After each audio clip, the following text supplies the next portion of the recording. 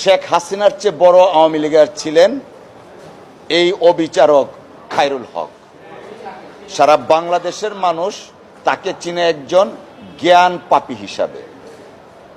জ্ঞান পাপী কেন বললাম? জ্ঞান পাপী, এই মহামান্য সুপ্রিম কোর্টের পবিত্র জায়গায় সর্বোচ্চ চেয়ারে বসে তার স্বেচ্ছায়, যে কারণে বললাম মোর ক্যাথলিক দেন পোপ, স্বেচ্ছায় সজ্ঞানে উদ্দেশ্য প্রণোদিত হয়ে তত্ত্বাবধায়ক সরকার ব্যবস্থাকে বিলোপ করেছেন।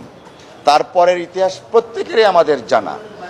এই শেখ হাসিনার পতনের পর 5ই আগস্ট পতনের পর আমি এই জায়গায় দাঁড়িয়ে আপনাদেরকে বলেছিলাম যে খায়রুল হকের এমন বিচার হওয়া উচিত যেন ভবিষ্যতে বিচারাঙ্গনে আর নতুন কোনো খায়রুল হকের জন্ম না হয়।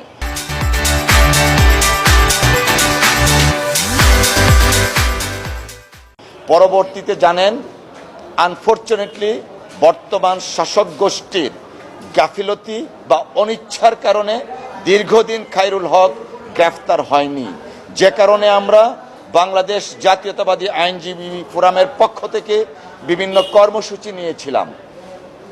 কর্মসূচির মধ্যে সুপ্রিম কোর্টে আমরা প্রচারণা চালিয়েছি, লিফলেট বিতরণ করেছি এবং আমরা বলেছিলাম যদি খায়রুল হককে গ্রেফতার করা না হয় তাহলে আমরা স্বরাষ্ট্র মন্ত্রণালয় এবং আইন মন্ত্রণালয় তাদের অভিমুখে আইনজীবীরা যাত্রা করবেন।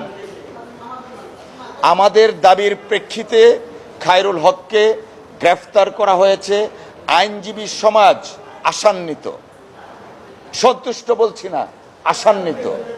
তখনই সন্তুষ্ট হবে যখন খায়রুল হকের দৃষ্টান্তমূলক শাস্তি হবে, তখনই সন্তুষ্ট হবে যখন এই খায়রুল হকের শাস্তি দেখে বর্তমান এবং ভবিষ্যতের কোনো বিচারক খায়রুল হক হওয়ার চেষ্টা করবেন না। সকলকে ধন্যবাদ।